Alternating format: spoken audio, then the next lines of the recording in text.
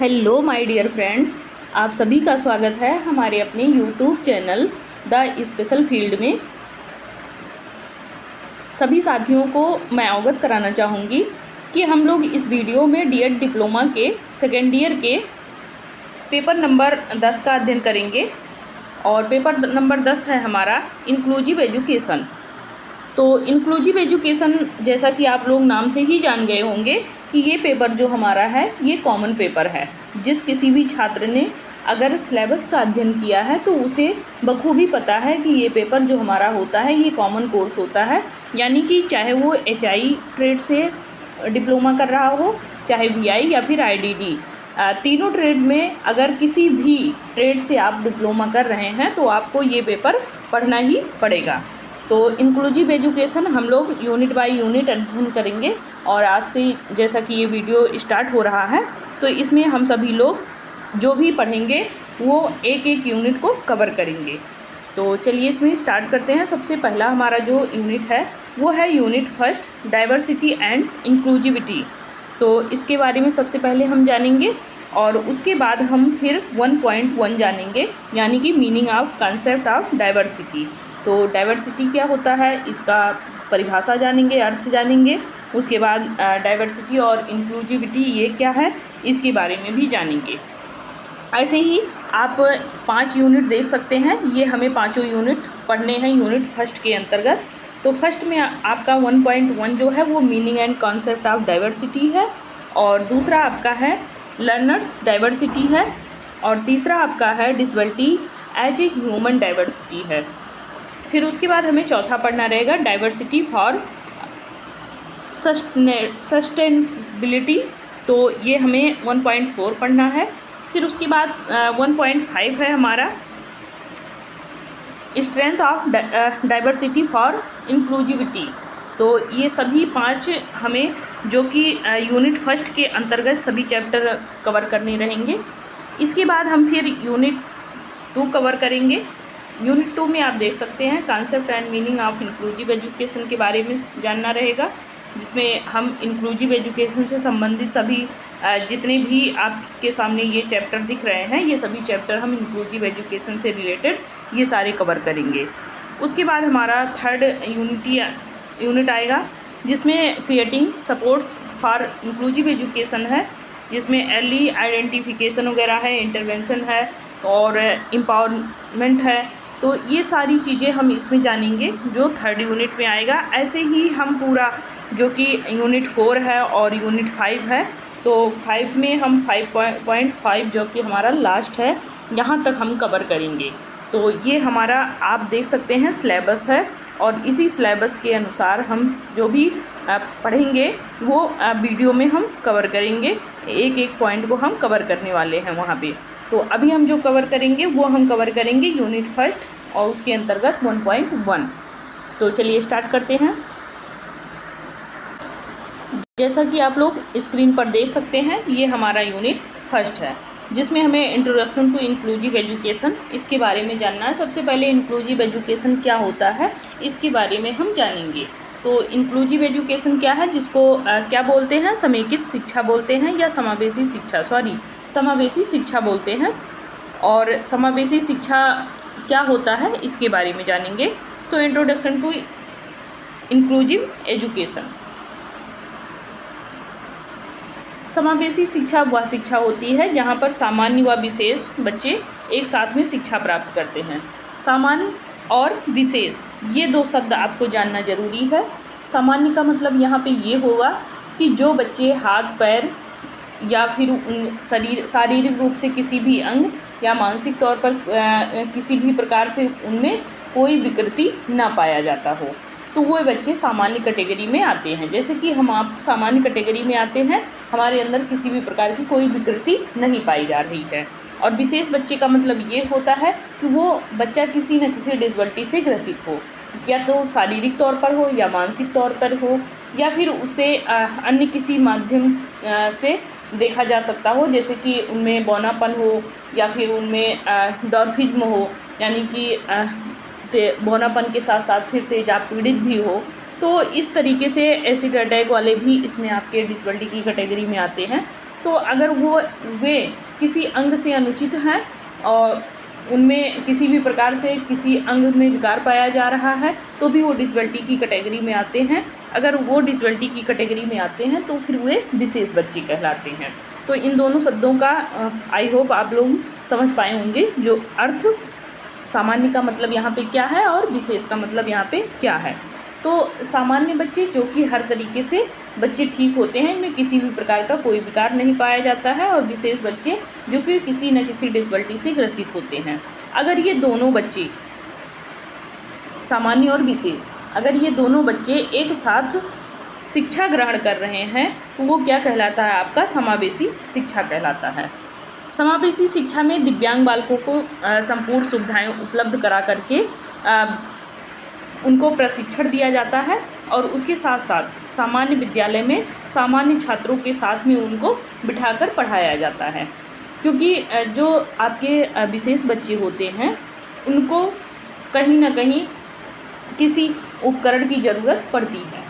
अगर उन्हें किसी उपकरण की ज़रूरत पड़ रही है या उनकी आवश्यकता अनुसार उन्हें प्रोवाइड कराया जा रहा है जो भी उनकी आवश्यकता हो, चाहे वो मान लीजिए देखने में प्रॉब्लम है तो बड़े छापे की बुक उन्हें प्रोवाइड की जाए, या फिर उन्हें चलने में असमर्थ हैं तो ट्राईसाइकिल प्रोवाइड की जाए, या फिर वो सुनने में असमर्थ हैं तो फिर उन्हें कान की मशीन प्रोवाइड की जाए, तो हियरिंग एड जिसको बोलते हैं। अगर ये सभी चीज़ें उनको उपलब्ध कराई जा रही हैं, ये सभी सुविधाएं उपलब्ध कराई जा रही हैं, जैसे स्कूल में रैंप वगैरह अच्छे से बना है तो वहाँ पे दिव्यांग बच्चा अच्छे से जाके अपना पढ़ाई कर सकता है, और उसे क्लासरूम तक पहुँचने में भी असुविधा न हो।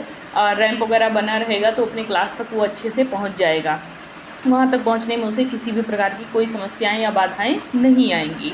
ऐसे में अगर वो अपने विद्यालय में पहुंचकर और सामान्य बच्चों के साथ में एक साथ पढ़ाई कर रहा है तो वो किसके अंतर्गत आएगा, वो समावेशी शिक्षा के अंतर्गत आएगा, और सामान्य बच्चों के साथ में वो बैठ के वहाँ पे शिक्षा ग्रहण करेगा।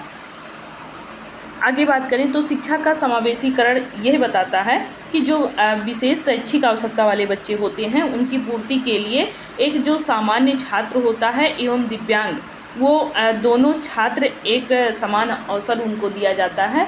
कोई भी चीज़ अगर आप सिखा रहे हैं, चाहे वो प्रशिक्षण हो चाहे वो शिक्षा हो, दोनों में उन्हें क्या किया जाता है, सामान्य अवसर दिया जाता है, समान अवसर दिया जाता है, ताकि फिर वे जैसे एक सामान्य छात्र सीख रहा होता है वैसे एक विशेष बालक भी सीख सके। आगे हम बात करें तो पहले समावेशी शिक्षा की जो परिकल्पना थी वे विशेष बच्चों के लिए की गई थी, लेकिन जब आधुनिक काल में हर शिक्षक को इस सिद्धांत को विस्तृत दृष्टिकोण में लाया गया तो वे अपने कक्षा के व्यवहार में उनको सबसे पहले लागू किए। और वहाँ पे क्या हुआ कि जब कक्षा में लागू किए तो वहाँ पे सबसे पहले समावेशन किया गया, यानी कि सामान्य छात्रों के साथ साथ दिव्यांग छात्रों को भी बिठाया गया, और जब वहाँ पे दोनों छात्र एक साथ शिक्षा ग्रहण किए या फिर कह लीजिए शैक्षिक गतिविधियों में वो अपना भाग लिए तो वहाँ पे उन्होंने जो सामान्य बालक को अधिकार दिया वही फिर उन्हें दिव्यांग बच्चों को भी अधिकार देना पड़ा। यानी कि इस तरीके से एक जो विशेष बालक था या कह लीजिए दिव्यांग बालक था उसको भी वही अधिकार मिला जो कि एक सामान्य बालक को मिला था, चाहे वो शैक्षिक रूप से हो, चाहे वो उसे किसी भी प्रकार का प्रशिक्षण प्राप्त करना हो या कोई अन्य क्षेत्र हो जहाँ पर वो कह लीजिए कि अग्रसर हो सके या अपने लक्ष्य को प्राप्त करना है, तो वहाँ पर उसे भी वही सारे अधिकार प्राप्त होंगे, यानी कि समान अधिकार प्राप्त होंगे जो कि एक सामान्य बालक को प्राप्त होता है। तो ये था क्या, समावेशी शिक्षा था, जिसके बारे में हम लोग जाने। तो समावेशी शिक्षा क्या होता है? समावेशी शिक्षा का मतलब ये होता है कि जहाँ पर एक साथ चाहे वो सामान्य बालक हो या विशेष बालक हो, दोनों को एक साथ जब ला करके वहाँ पे शिक्षा ग्रहण कराया जाता है, और वहाँ पर विशेष जो भी बालक होते हैं या कह लीजिए दिव्यांग बालक होते हैं उनकी आवश्यकता को ध्यान में रखते हुए जो भी चीज़ें उन्हें चाहिए वो उपलब्ध करा करके जब उन्हें शिक्षा ग्रहण कराया जाता है या प्रशिक्षण प्राप्त कराया जाता है तो वे सामान्य छात्रों के साथ में अपने अधिकार को प्राप्त करते हैं और उसमें प्रतिभाग कर करके जो भी चीज़ें उनको सिखाई जाती हैं वहाँ पर उसमें सीखने में अपना पूरा वहाँ पे योगदान देते हैं। और ये जो उनके लिए किया जाता है ये समावेशी शिक्षा के अंतर्गत किया जाता है। अब हम बात करेंगे 1.1 की। 1.1 पूछा गया था कि understanding inclusive education meaning and definition. तो सबसे पहले मीनिंग एंड डिफिनीशन हम जानेंगे इंक्लूसिव एजुकेशन की। तो समावेशी शिक्षा का अर्थ क्या होता है इसको जानते हैं। तो समावेशी शिक्षा का मतलब क्या होता है कि समावेशी वह शिक्षा पद्धति होती है जिसके जरिए जो दिव्यांग छात्र होता है वो और सामान्य छात्र जो होता है उन दोनों को शैक्षिक आवश्यकता की ज़रूरत पड़ती है, और उस शैक्षिक आवश्यकता को पूरा करने के लिए या कक्षा में उनको विकसित करने के लिए क्या किया जाता है कि उनके लिए समावेशी के शिक्षा के अंतर्गत नई नई अवधारणाओं को वहाँ पे लाया जाता है। जैसे कि अगर सामान्य बालक सीखने में सक्षम है तो दिव्यांग बालक जो अगर सीखने में सक्षम नहीं है तो उसके अकॉर्डिंग सारी चीज़ें प्रोवाइड कराई जाती हैं। समावेशी शिक्षा जो होता है वो राष्ट्र और समाज में अपनी एक महत्वपूर्ण भूमिका को निभाती है। समावेशीकरण का अर्थ ये होता है कि जो विद्यालयी परिस्थिति है उनमें विभिन्न प्रकार के उपागम, तकनीक जिसको टेक्निक्स बोलते हैं, तरीके आदि का प्रयोग करके विशिष्ट आवश्यकता वाले जो भी बालक होते हैं या कह लीजिए जो विशेष बालक होते हैं उनको ऐसी परिस्थिति उत्पन्न कर देना कि वो शिक्षा ग्रहण करने में अपने आप को वहाँ पे बाध्य महसूस करें, या कह लीजिए कि उनको एक प्रकार से सहायता मिल सके जिससे वे शिक्षा ग्रहण कर सकें। व्यापक अर्थ में अगर हम देखें तो ये कहा जा सकता है कि अधिगमकर्ता को शिक्षित कर उनकी विशिष्टता को उजागर करने से पहले यह आवश्यक हो जाता है कि विशिष्टता के आधार पर अधिगमकर्ता को पहचान लिया जाए। समावेशीकरण तभी तक सार्थक माना जाएगा जब किसी भी प्रकार की विशिष्टता वाले जो बालक होंगे उनको सामान्य बालकों की तरह ही सामान्य जीवन या सामान्य शिक्षा या समाजीकरण के सभी अवसर प्राप्त हों। तो इसका मतलब ये होगा कि अगर सामान्य बालकों के साथ में जो हमारे दिव्यांग बालक हैं इनको शिक्षा अगर ग्रहण करवाना है तो सबसे पहले उनको विभिन्न प्रकार के जितने भी उपकरण हैं वो सभी वहाँ पे प्रोवाइड कराए जाएं। इसके साथ साथ उनको विभिन्न प्रकार के TLM या अनेक प्रकार की टेक्निक्स या फिर अन्य तरीके आप वहाँ पे अपना सकते हैं उन बालकों को शिक्षित करने के लिए। लेकिन उससे भी ज़्यादा ज़रूरी है कि उन बच्चों के सबसे पहले आवश्यकता को आप पहचान करें, क्योंकि जब आप उस बच्चे की आवश्यकता को पहचान कर ले जाएंगे तभी आप उस बच्चे के अकॉर्डिंग उसको सारी चीज़ें प्रोवाइड करा करके ही शिक्षा प्रदान कर सकते हैं। तो जैसे सामान्य बालक को आप शिक्षा देंगे वैसे आप जब सारी चीज़ें उपलब्ध करा देंगे, सारी टेक्निक्स अपना लेंगे या फिर कह लीजिए उनके लिए सारे TLM वगैरह सब उपलब्ध रहेगा तो फिर आप एक दिव्यांग बच्चे को शिक्षा प्रोवाइड कर सकते हैं जैसे एक सामान्य बालक को आप शिक्षा दे रहे हैं। आगे बात करेंगे डिफिनीशन इंक्लूसिव एजुकेशन का। तो डिफिनीशन क्या होता है कि समावेशी शिक्षा प्रणाली की व्यवस्था तभी की जा सकती है जब सामान्य विद्यालय को और भी अधिक समावेशी कर लिया जाए। यानी कि समावेशी शिक्षा तभी प्रभावी मानी जाएगी जब किसी एक मान लीजिए परिषदीय विद्यालय है या प्राइमरी विद्यालय है, उस प्राइमरी विद्यालय में आपके CWSN बच्चे भी हों या आपके डिसेबिलिटी कैटेगरी के भी बच्चे वहाँ पे उपलब्ध हों, तभी आप वहाँ पे समावेशीकरण कर सकते हैं। क्योंकि समावेशीकरण का मतलब क्या है कि एक सामान्य छात्र के साथ में आपके एक दिव्यांग छात्र भी रहे, यानी कि सामान्य बालकों के साथ साथ दिव्यांग बालक भी अगर रहेंगे तभी उसको समावेशीकरण किया जा सकता है या फिर वहाँ पे समावेशी शिक्षा लागू किया जा सकता है। लेकिन अगर केवल सामान्य बच्चों को हम शिक्षा दे रहे हैं तब वो केवल हम शिक्षा दे रहे हैं, ना कि हम उसको क्या कर रहे हैं, समावेशीकरण कर रहे हैं। दूसरे शब्दों में अपने समुदाय में सभी बच्चों को पढ़ाना और बेहतर होगा। यानी कि अगर हम दूसरे शब्दों में देखें तो फिर जो विभिन्न प्रकार के समुदाय से बच्चे आए होते हैं उन सभी को उन दिव्यांग बच्चों के साथ में बिठाकर अगर हम पढ़ा रहे हैं तो उसका मतलब क्या होगा कि हम उन्हें समावेशी शिक्षा दे रहे हैं। समावेशी शिक्षा अपवर्जन के विरुद्ध एक पहल होती है।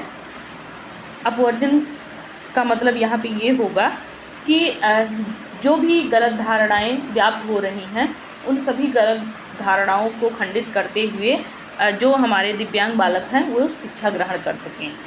समावेशी शिक्षा अधिगम के ही नहीं बल्कि विशिष्ट अधिगम के लिए नए आयाम भी खोलती है।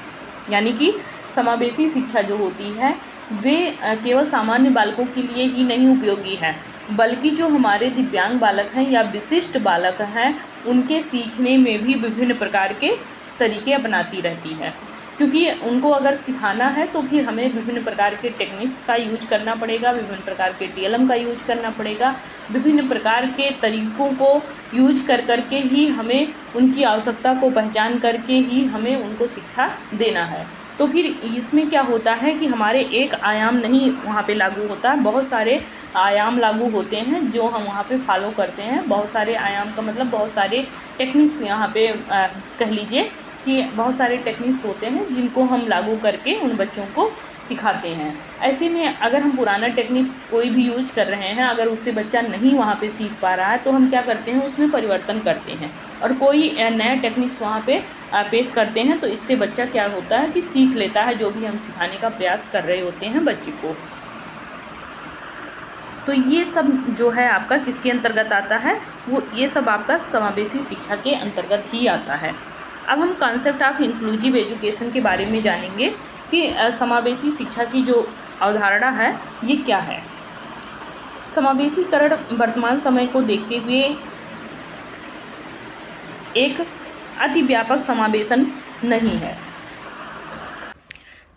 बल्कि एक निरंतर चलने वाली प्रक्रिया है जिसके द्वारा विशिष्ट अक्षमता वाले या फिर मंद बुद्धि वाले या दृष्ट अक्षमता वाले या फिर श्रवण बाधित बालकों को ज्ञान प्रदान किया जाता है।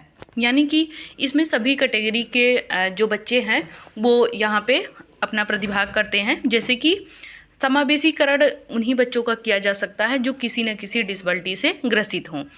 अब वो किन किन डिसेबिलिटी से ग्रसित हो सकते हैं ये आप देख सकते हैं, जिसमें आपके विशिष्ट अक्षमता वाले यानी कि जो बच्चे सीखने में थोड़े से कम हों, जो सामान्य बच्चों से मतलब जैसे सामान्य बच्चे सीख रहे हैं उसके अपेक्षा दिव्यांग बच्चे जो हैं वो सीखने में कम तो होते ही हैं, लेकिन कुछ बच्चे उसमें ऐसे भी होते हैं जो सामान्य बच्चों की तरह बिल्कुल नहीं सीख पाते हैं, तो वो भी दिव्यांगता की श्रेणी में आते हैं।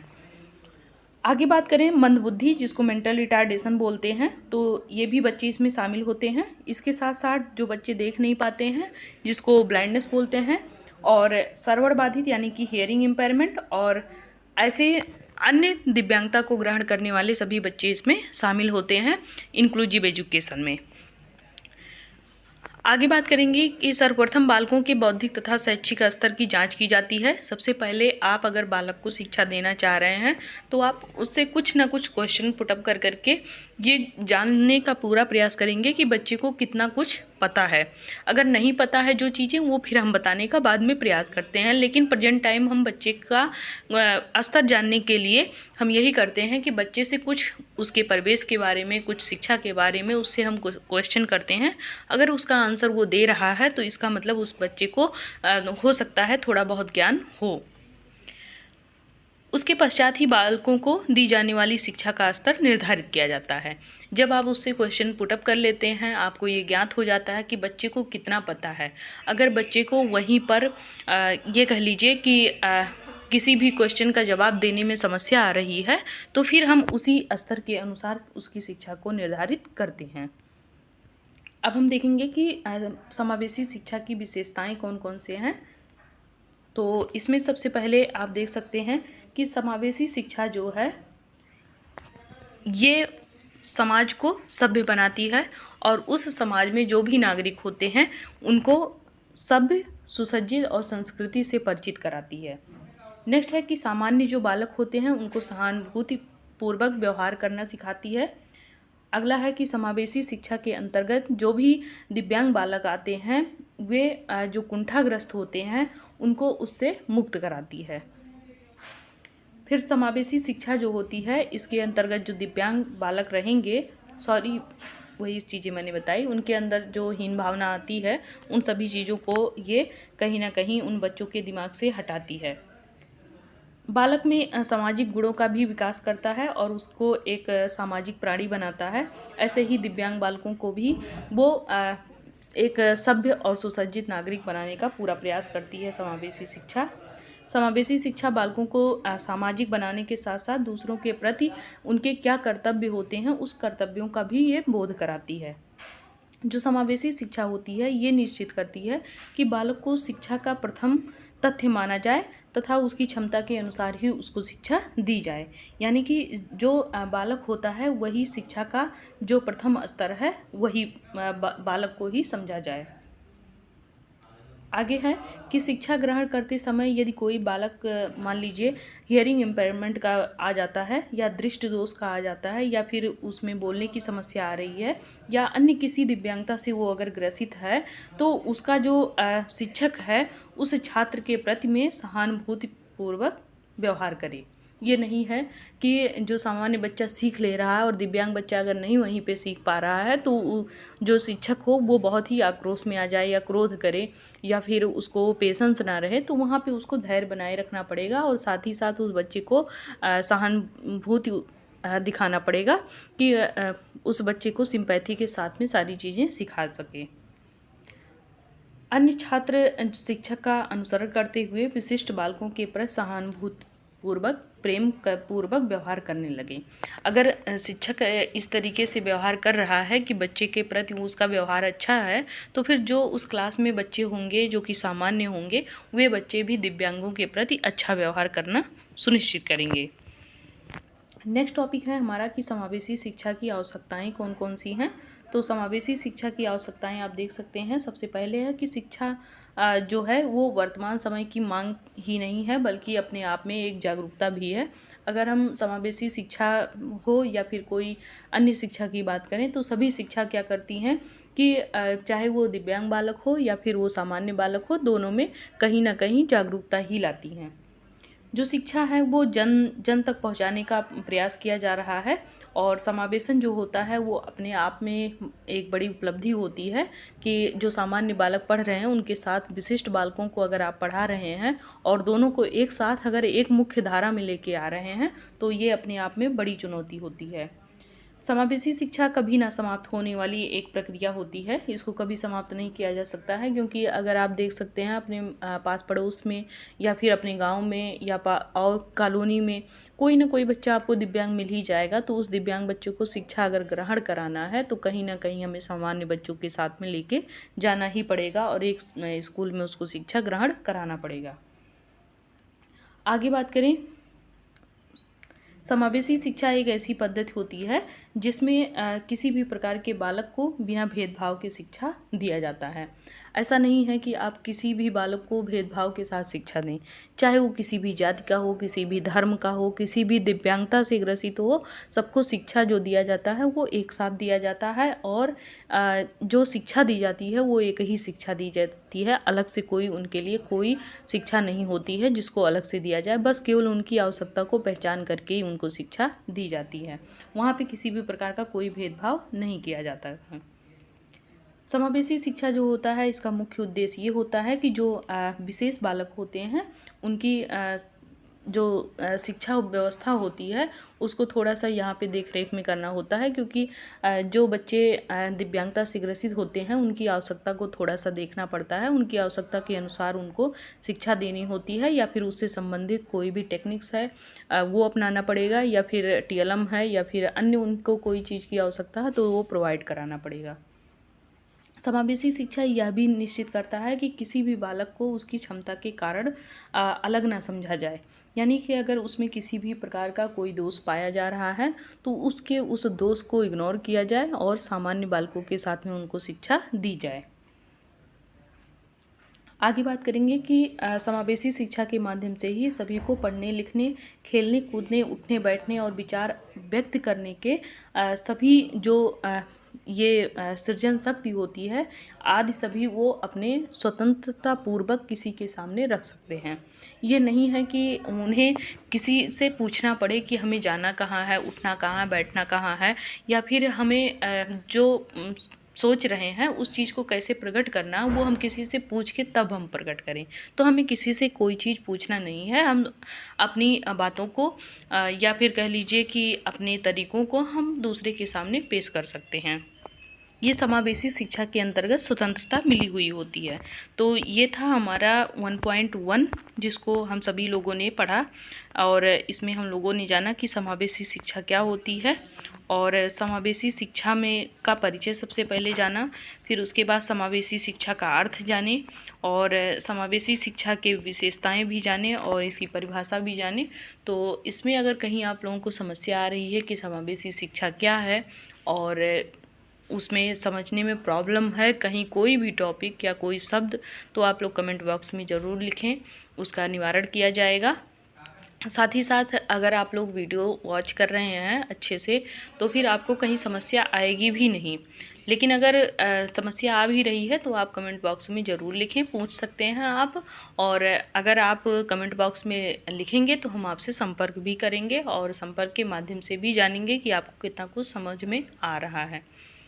तो अभी फ़िलहाल इस वीडियो में इतना ही। वीडियो को आप लोग स्वयं भी पढ़ें और अपने साथियों को भी शेयर करें, ताकि वो भी अपनी तैयारी बनाते रहें। एकाएक तैयारी नहीं बना सकेंगे, जब भी अगर एग्ज़ाम आएगा तो फिर एक साथ आप 6 पेपर नहीं पढ़ पाएंगे। तो अभी से आप लोग पढ़ना स्टार्ट कर दीजिए, ताकि आप लोगों की जो ये तैयारी रहे ये बहुत बेहतर रहे, और अच्छे से आप लोग पेपर कर ले जाएँ। तब तक के लिए बहुत बहुत धन्यवाद।